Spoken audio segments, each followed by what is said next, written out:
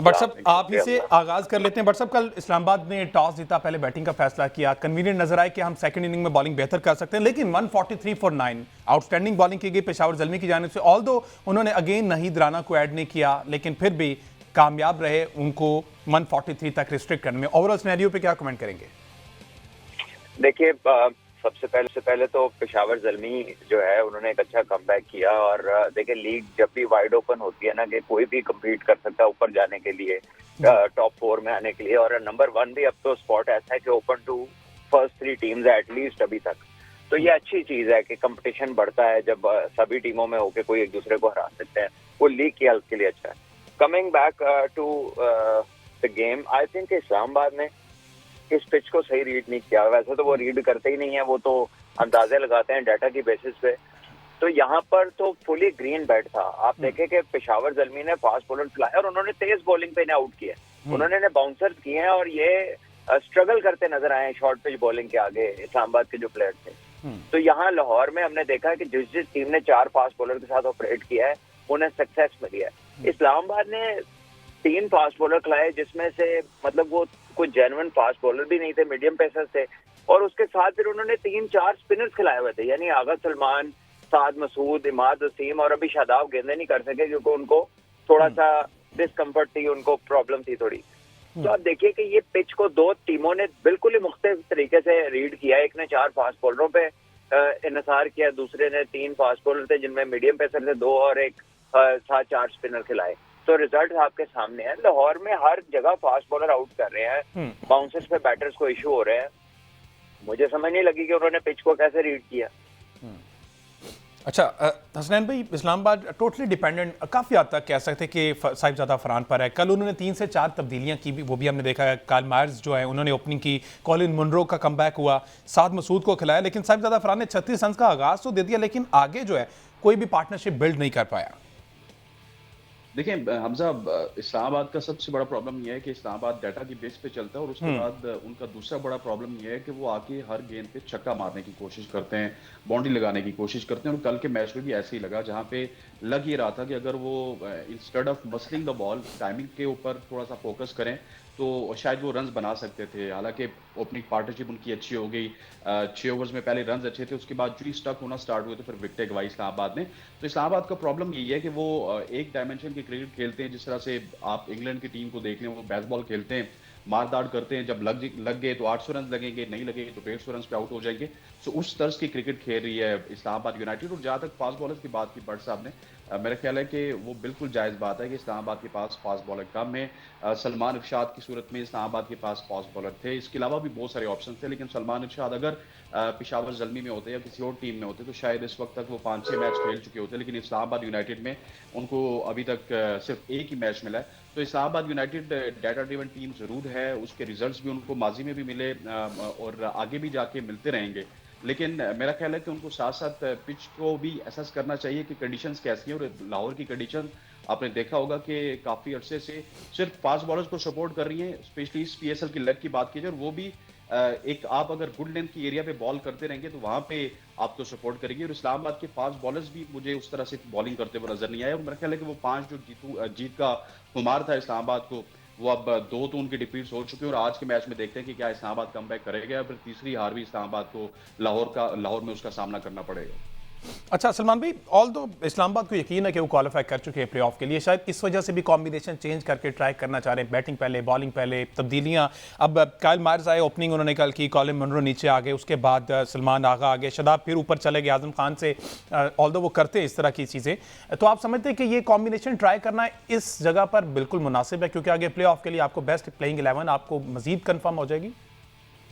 देखिए, मेरा ख्याल था कि इनको हैदर अली को टीम में रखना चाहिए था। इनका they are proper batters shot, ये ज्यादा ऑलराउंडर्स पे इन्हिसार करते हैं।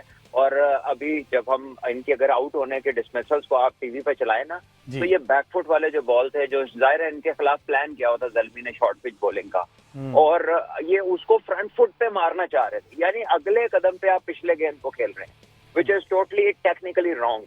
तो अब ये square of the wicket run होते हैं बाउंसी ट्रैक्स के ऊपर, यानी कि आप कट मारे, आप पुल मारे, आप तेज का इस्तेमाल करें, जिन्हें अदर वर्ड्स में टाइमिंग का लफ्ज इस्तेमाल किया अभी भाई ने, बिल्कुल सही कहा उन्होंने। जब आप अगेंस्ट पेस एंड बाउंस आप उसको बिल्कुल ही एक डिफरेंट डायरेक्शन में सामने की तरफ खेलना चाहते हैं तो उसमें आपको प्रॉब्लम्स आते हैं। और कदाफी में जितने भी मैचेस हुए हैं, जिस प्लेयर ने लेंथ बॉल को या शॉर्ट ऑफ लेंथ को आगे बढ़कर या खड़े होकर सामने हिट मारने की कोशिश की है, उसने अपनी विकेट गंवाई है। और जिसने स्क्वायर ऑफ द विकेट खेला है या बॉल को टाइम किया है, उसको ज्यादा रन मिले हैं।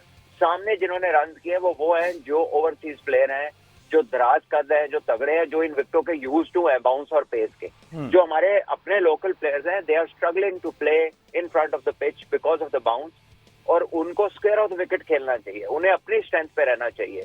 बहरहाल इस्लामाबाद है, they have their own way of thinking, उनकी सक्सेस भी उसी में है। And sometimes like any other team they also lose, तो ठीक है, उनकी मर्जी है। लेकिन इस पिच के ऊपर 4 फास्ट बॉलर ना होना, 4 स्पिनर होना, ये बिल्कुल ही बरक्स है हिकमत अमली के, इससे उन्हें नुकसान हुआ है।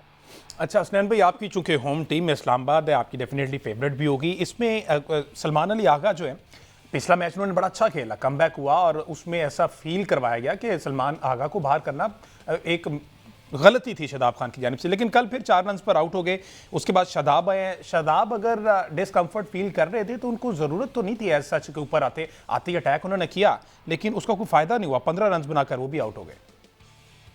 देखिए, जहां तक सलमान अली आगा की बात की है, वो पहले मैच में अच्छे रन करने में कामयाब हुए और अगर कल के मैच की बात की जाए तो वहां पे वो आउट होने के बाद भी वो सोच रहे थे कि मुझे शॉट नहीं खेलना चाहिए, मतलब कि उनकी नीयत तो उस तरह की नहीं थी। और सलमान अली आगा एक ऐसे प्लेयर हैं कि जो लाहौर की विकेट पे इस्लामाबाद के लिए बहुत अच्छा कर सकते थे, क्योंकि वो मिडिल ऑर्डर को सहारा देने के लिए वहां पे मौजूद थे। और जो इस्लामाबाद की टीम में कभी कभार हम देखते हैं कि उनकी बैटिंग में सैनिटी प्रिवेल नहीं करती, सलमान अली आगा इस तरह के प्लेयर थे कि उनकी वहां पे मौजूदगी, अगर कुछ और 5-6-7 ओवर्स तक वो वहां पे रह जाते तो शायद इस्लामाबाद का जो स्कोर है वो डिसेंट हो जाता। हाँ, जहां तक आपने शादाब खान की बात की, वो आए, उन्होंने आते साथ ही शॉट्स भी लगाए, लेकिन अनफॉर्चुनेटली हमने देखा है कि इस्लामाबाद ब्रेड ऑफ क्रिकेट, वो आते हैं, खेलते हैं और चले जाते हैं और वो इसी स्टाइल से खेलते रहेंगे। हालांकि अगर वहां पे शादाब खान जिस तरह सेट हो चुके थे, थोड़ा सा विकेट पे रुक के खेलते और अगर 20-25 रन या 30 रन उनके ज्यादा होते तो ऊपर से आके उन्होंने भी 3-4 विकेट लिए थे पेशावर जल्मी के, तो मैच में वो कमबैक कर सकते थे। लेकिन इस्लामाबाद है, इस्लामाबाद ने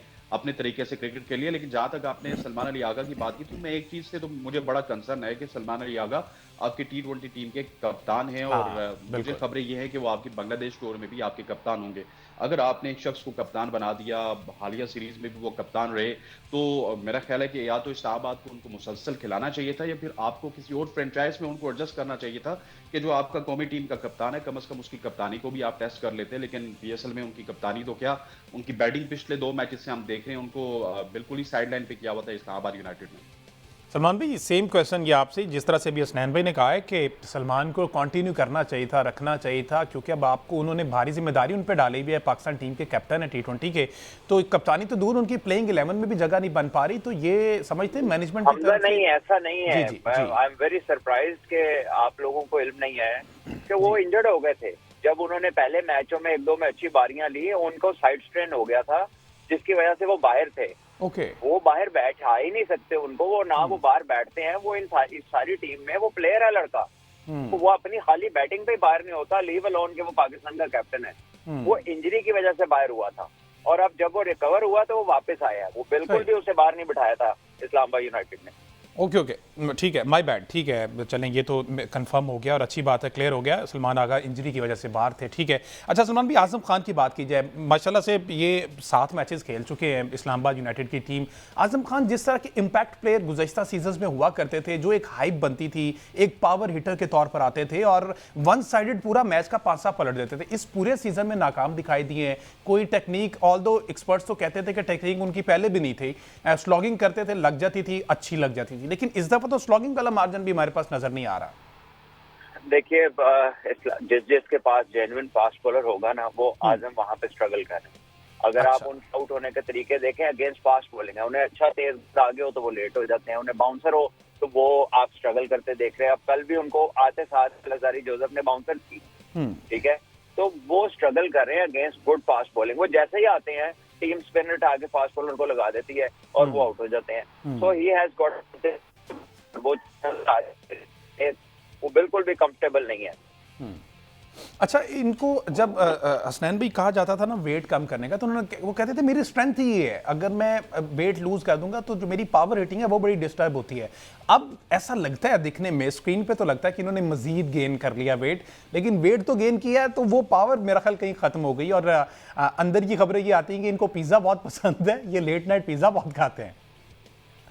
देखिए दैट इज वेरी अनफॉर्चुनेट कि वो, मेरा ख्याल है कि वेट की जब हम बात करते हैं तो वो शायद अपनी क्रिकेट के साथ सीरियस नहीं है। हाँ। बट साहब ने बहुत ही खूबसूरती के साथ आपको इलेबोरेट किया कि किस तरह आके अलजारी जोसेफ ने उनको बाउंसर करवाया। लेकिन मैं याद करवाना चाहता हूँ कि जो ही लाहौर के खिलाफ भी आजम खान मैदान में उतरे थे तो उन्होंने हारिस रऊफ जो उनका सबसे एक्सप्रेस पेस बॉलर था उसको उन्होंने इंट्रोड्यूस करवाया और वो आजम खान को लेग बिफोर आउट कर गए। सो आजम खान स्ट्रगल कर रहे हैं। आजम खान की स्ट्रगल के पीछे आई थिंक आजम खान का अपना ज्यादा कसूर है कि उनके पास पीएसएल के बाद पूरा साल होता है, एक वो कैरेबियन लीग खेलते हैं या इक्का दुक्का कोई और लीग हमें वो गल्फ में खेलते हुए नजर आते हैं, तो उनको अपनी फिटनेस के ऊपर काम करना चाहिए। लेकिन अनफॉर्चुनेटली वो जिस तरह पाकिस्तान सुपर लीग में उनके छक्के लगना स्टार्ट हो गए थे तो वो सोच रहे थे कि मेरी जो फिटनेस है वो मसला नहीं आएगी मेरी पावर हिटिंग के दरमियान। लेकिन आजम खान मुझे इस सीजन में कंप्लीट फेलियर नजर आ रहे हैं और अगर इसी तरह से रहा तो फिर आजम खान के लिए पाकिस्तान सुपर लीग के दरवाजे भी आइंदा बंद हो सकते हैं, क्योंकि इस सीजन में भी आप देखिए पहली दफा हुआ कि एक मैच में उनको ड्रॉप किया गया और गोस्ट कीपिंग करवाई गई।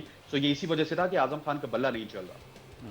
अच्छा स्टैन भाई, इसाद मसूद का क्या बैकग्राउंड है, थोड़ी सी मेरे नॉलेज के लिए बता दीजिएगा। मतलब कि एक प्रॉपर डोमेस्टिक स्ट्रक्चर से ऊपर तक आए हैं और कल उन दोबारा से एक आधा मैच पहले भी ये खेले वैसे।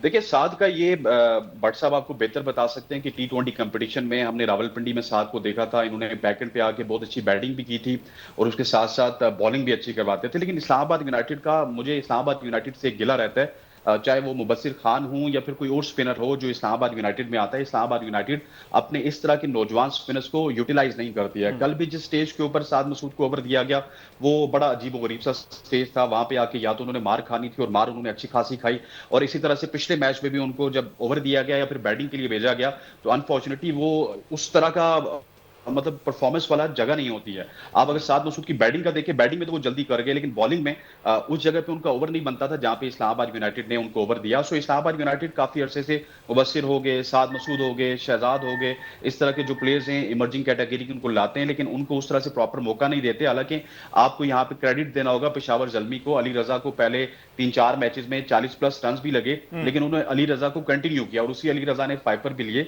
सो यंग टैलेंट को कहीं ना कहीं पे आपको कंटिन्यू करना होता है, तब जाके वो आपको रिजल्ट देता है। इस्लामाबाद यूनाइटेड को भी यंग टैलेंट को कंटिन्यू करना होगा। साद मसूद के हवाले से कोई लंबी चौड़ी हमने इनको इतना ज्यादा टी20 कंपटीशन के अलावा या फर्स्ट क्लास में अभी अभी उसके बाद ये इंट्रोड्यूस हुए हैं, लेकिन इससे पहले इनका इतना नाम नहीं था। अगर भट्ट साहब को शायद उन्होंने इनके ऊपर कमेंट भी किया, वो ज्यादा बेहतर समझ सकते हैं कि इन्होंने कितने क्रिकेट खेली है। सलमान भाई, साद मसूद पे एक छोटा सा कमेंट कर दीजिएगा।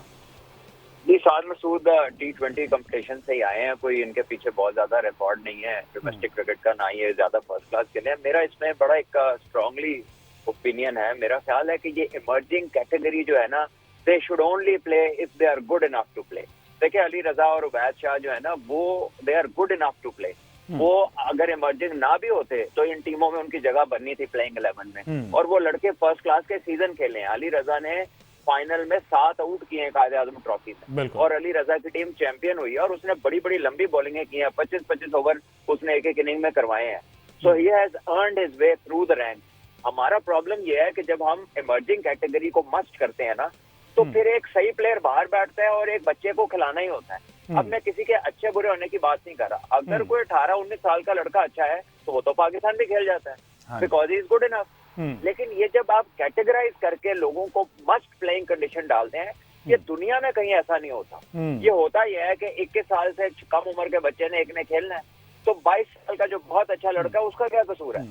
So it doesn't make any sense कि आप इमर्जिंग कैटेगरी को मस्ट कर दे। और हमने तो उस पर इंतहाई कर दिया, यानी वो पीएसएल से निकाल के फर्स्ट क्लास में भी डाल दी है, नेशनल टी20 में भी डाल दी है, वनडे कंपटीशन में भी डाल दिया है। यानी इमर्जिंग के खिलाए बगैर टीम ही नहीं बन सकती। और बहुत सारी टीमें ऐसी हैं जो स्ट्रगल कर रही हैं इमर्जिंग क्रिकेटर। बिल्कुल, रिजवान ने भी इस चीज का गिला किया है।